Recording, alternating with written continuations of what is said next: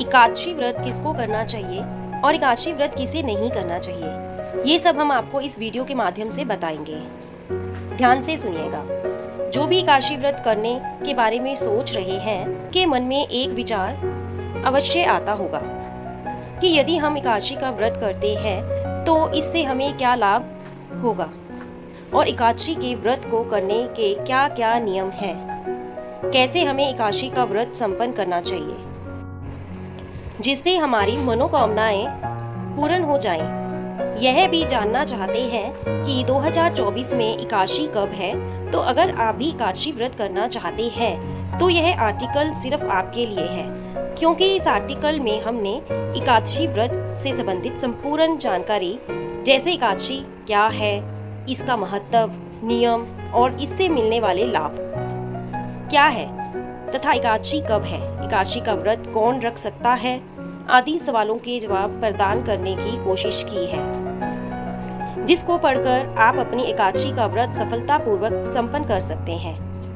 तो आइए जानते हैं एकादशी व्रत क्या है। हमारे सनातन हिंदू धर्म में एकादशी, जिसे कुछ लोग ग्यारस के नाम से भी जानते हैं, इस तिथि का बहुत बड़ा महत्व है। हमारे धर्म ग्रंथों में एकादशी या ग्यारस की बड़ी महिमा बताई गई है। ग्यारस या एकादशी का अर्थ होता है एक ही दशा में रहते हुए अपने आराध्य देव का पूजन व उनकी वंदना करने की प्रेरणा देने वाला व्रत। पुराण के अनुसार महादेव शिव शंकर भगवान जी ने सव्य नारायण जी को उपदेश देते हुए कहा था कि एकादशी व्रत महान पुण्य देने वाला व्रत है। जो भी मनुष्य एकादशी का व्रत पूर्ण नियम के साथ रखता है, उसके पूर्वज और पितृ कुयानी को त्याग कर स्वर्ग लोक प्रस्थान करते हैं, जिससे उन्हें मोक्ष की प्राप्ति होती है और घर में सब मंगल होता है। हिंदू पंचांग के अनुसार जो भी 11वीं तिथि होती है वह एकादशी कहलाती है। एकादशी को संस्कृत भाषा से लिया गया है, जिसका हिंदी अर्थ होता है 11 और इस प्रकार प्रत्येक माह में एकादशी 2 बार आती है। प्रथम शुक्ल पक्ष के पक्ष की एकादशी और दूसरी काशी कृष्ण पक्ष के पश्चात होती है। पूर्णिमा के बाद की एकादशी को कृष्ण पक्ष की एकादशी कहते हैं और अमावस्या के बाद की एकादशी को शुक्ल पक्ष की एकादशी कहते हैं और इनका अपना अपना अलग महत्व होता है। एकादशी का व्रत हिंदू धर्म के सबसे पुराने व्रत में माना जाता है, जिससे इसे प्राचीन काल से मनुष्य एकादशी व्रत करता आ रहा है। एकादशी व्रत करने से प्रभु श्री हरि विष्णु जी और माता लक्ष्मी जी का आशीर्वाद प्राप्त होता है, जिससे जीवन की हर बाधा समाप्त हो जाती है। एकादशी व्रत किसको करना चाहिए, एकादशी का व्रत कौन रख सकता है, यह बहुत ही महत्वपूर्ण प्रश्न है, क्योंकि हो सकता है कि आपने एकादशी का व्रत किया और आपको इसका लाभ प्राप्त नहीं हुआ, तो इसके बाद आपको निराशा ही हाथ लगेगी। किंतु दोस्तों, जब भी हम किसी भी कार्य को करते हैं, यदि उसमें हमारी सच्ची भक्ति से प्रेम भाव जुड़ा होता है तो ईश्वर हमारी बात अवश्य सुनते हैं। अतः एकादशी का व्रत कोई भी कर सकता है, चाहे वह एक छोटा सा बालक हो या वयस्क अथवा बुजुर्ग। हर कोई जो घर का सदस्य है वह एकादशी का व्रत कर सकता है। किंतु एकादशी का व्रत करने से संबंध में कुछ नियम होते हैं, जिनका पालन भी अति आवश्यक होता है, अनिवार्य होता है। तभी आपको एकादशी व्रत लाभ प्राप्त होता है और प्रभु की कृपा प्राप्त होती है। यदि आपके मन में कभी भी यह प्रश्न उठ रहा है कि एकादशी का व्रत किसे करना चाहिए, तो यह जानने के लिए आपको एक एकादशी व्रत नियम को जानना अवश्य है, जिससे आपको एकादशी व्रत करने में कोई परेशानी नहीं होगी। तो चलिए जानते हैं एकादशी व्रत नियम। एकादशी व्रत बहुत ही कठिन व्रत होता है, जिसे करने के लिए आपको पहले सूर्यास्त से लेकर दूसरे सूर्य उदय तक उपवास रखना पड़ता है। एकादशी का व्रत कोई भी व्यक्ति मनुष्य अपनी स्वेच्छा से रख सकता है। एकादशी के एक दिन पहले से ही एकादशी व्रत रखने वाले मनुष्य को इससे संबंधित नियमों का पालन करना पड़ता है। तो आइए जानते हैं एकादशी व्रत नियम कौन कौन से हैं। नंबर 1, एकादशी व्रत घर का कोई भी सदस्य अपनी स्वेच्छा से रख सकता है। नंबर 2, एकादशी व्रत की चाह रखने वाले मनुष्य को एकादशी के पूर्व एक दिन पहले से ही मांस, मछली, प्याज, मसूर की दाल जैसे खाद्य पदार्थों का सेवन नहीं करना चाहिए। नंबर 3, एकादशी के एक दिन पूर्व ही रात्रि के समय श्रद्धालु को भोग विलास से दूर रहते हुए पूर्ण ब्रह्मचर्य का पालन करना पड़ता है। नंबर 4, एकादशी के दिन श्रद्धालु सूर्योदय से पहले उठकर अपनी दिनचर्या शुरू करनी चाहिए।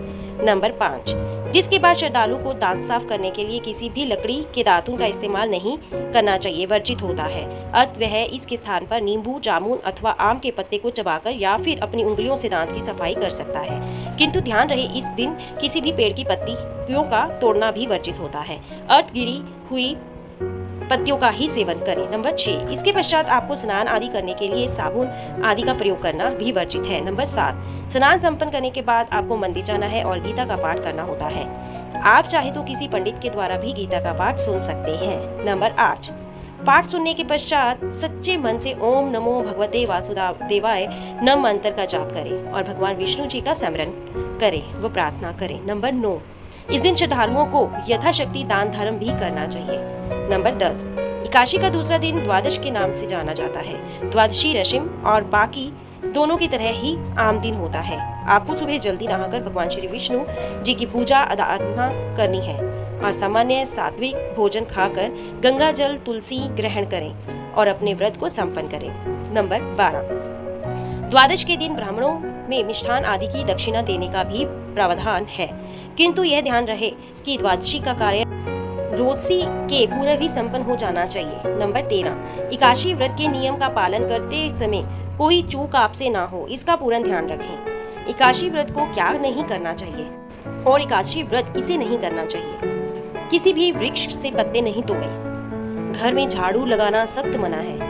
ऐसा इसलिए ताकि झाड़ू लगाते समय छोटे छोटे जीव जैसे चींटियों के मरने का डर होता है और आपको एकादशी के दिन जीव हत्या का पाप नहीं लेना। एकादशी के दिन सेविका और घर के किसी भी सदस्य का बाल ना कटवाएं। एकादशी के दिन आवश्यकता अनुसार ही बोलें। कोशिश करें कम से कम बोलें। अपशब्द भाषाओं का प्रयोग ना करें। इस दिन चावल का सेवन वर्जित है। किसी अन्य के द्वारा दिया हुआ कोई भी अन्य ग्रहण ना करें। कोशिश करें कि किसी भी प्रकार का विकार मन में उत्पन्न ना होने पाए। यदि आप फलाहारी हैं तो गोभी, पालक, शलजम आदि का सेवन ना करें। इसके बदले आप आम, केला, अंगूर, पिस्ता और बादाम आदि का सेवन कर सकते हैं। साथ ही नीचे दिए गए एकादशी व्रत के दिन क्या खाना चाहिए, भोजन और आहार कैसा होना चाहिए, उसकी एक लिस्ट है, आप उसको अवश्य पढ़ें। एकादशी व्रत किसे नहीं करना चाहिए। देखिए, संतों की माने तो विश्व के हर एक मनुष्य को एकादशी व्रत करना चाहिए, लेकिन जब कुछ महासंतों के से पूछा गया तो एकादशी व्रत किसे नहीं करना चाहिए, तो उन्होंने बताया कि वैसे लोग जो किसी बीमारी से ग्रस्त हैं और भी अगर उपवास नहीं कर सकते तो उन लोगों को एकादशी व्रत नहीं करना चाहिए। उन्होंने यह भी बताया कि बुजुर्ग जिन्हें किसी प्रकार की तकलीफ है उन्हें एकादशी व्रत नहीं करना चाहिए या फिर वह फलाहार से उपवास रख सकते हैं, लेकिन अगर आप एक बार उपवास रखते हैं तो उसको बीच में उसे नहीं छोड़ना चाहिए, क्योंकि ऐसा करना पाप माना जाता है और कहा जाता है कि या तो आप एकादशी का व्रत रखो ही नहीं या फिर इस व्रत को पूरा संपन्न करो। एकादशी व्रत को बीच में कभी अधूरा नहीं छोड़ना चाहिए। एकादशी व्रत का भोजन आहार क्या है। एकादशी व्रत के दिन आपको किन वस्तुओं का सेवन करना है, यह बहुत ही आवश्यक है। यह शास्त्रों के अनुसार श्रद्धालु एकादशी के दिन किस प्रकार के आहार का सेवन अथवा भोजन कर सकता है, उस संबंध में विस्तार में उल्लेख है। तो आइए जानते हैं कि हमें एकादशी व्रत के लिए किस प्रकार के भोजन करना चाहिए और जो बड़ी ही आसानी में प्राप्त हो सकते हैं। ताजे फल, केले, चीनी, कट्टू, नारियल, जैतून, गाय का दूध, अदरक, काली मिर्च, आलू, साबूदाना, शकरकंद, सेंधा नमक इत्यादि आपको बड़ी ही आसानी से प्राप्त हो जाएगा। अतः इन खाद्य पदार्थ का सेवन कर अपने एकादशी व्रत को संपन्न करें, किंतु ध्यान रहे एकादशी व्रत का भोजन स्वास्तिक ही होना चाहिए। कुछ व्यक्ति श्रद्धालु इस व्रत को बिना पानी पिए ही संपन्न करते हैं, जिसे हम निर्जला एकादशी व्रत के नाम से भी जानते हैं। एकादशी व्रत किसको करना चाहिए से संबंधित प्रश्न, वह उनके उत्तर एकादशी व्रत में क्या करना चाहिए, एकादशी व्रत में आपको सात्विक भोजन करना चाहिए, एकादशी व्रत क्यों किया जाता है, एकादशी व्रत करने वाला सदैव सुखी रहता है क्योंकि उस पर भगवान विष्णु और माता लक्ष्मी का आशीर्वाद आशीष प्राप्त होता है। एकादशी व्रत करने से मनुष्य को मोक्ष की प्राप्ति होती है, साथ ही उनके पूर्वजों पितरों को स्वर्ग की प्राप्ति होती है। मनुष्य का रुका हुआ कार्य संपन्न हो जाता है, घर की खुशहाली बनी रहती है। इन सभी लाभों से प्राप्त करने के लिए एकादशी व्रत किया जाता है। एकादशी का उल्लेख किस धर्म ग्रंथ में है। एकादशी के व्रत महत्व, नियमन, उत्पत्ति की कथाओं का उल्लेख पुराण में उल्लेखित है। महाभारत जैसे महान धार्मिक ग्रंथों में भी एकादशी का उल्लेख मिलता है। जब महाभारत का युद्ध हो रहा था तब युधिष्ठिर के आग्रह करने पर भगवान श्री कृष्ण ने महान एकादशी व्रत के महत्व, नियम और एकादशी की कथाओं के बारे में पांडवों को बताया था। कुछ लोग वीडियो को इग्नोर कर देते हैं और अपने जीवन से जुड़ी बेहतरीन जानकारियां छोड़ देते हैं। आपसे मेरी प्रार्थना है, मेरा मनोबल बढ़ाने के लिए चैनल को लाइक शेयर जरूर करें। धन्यवाद।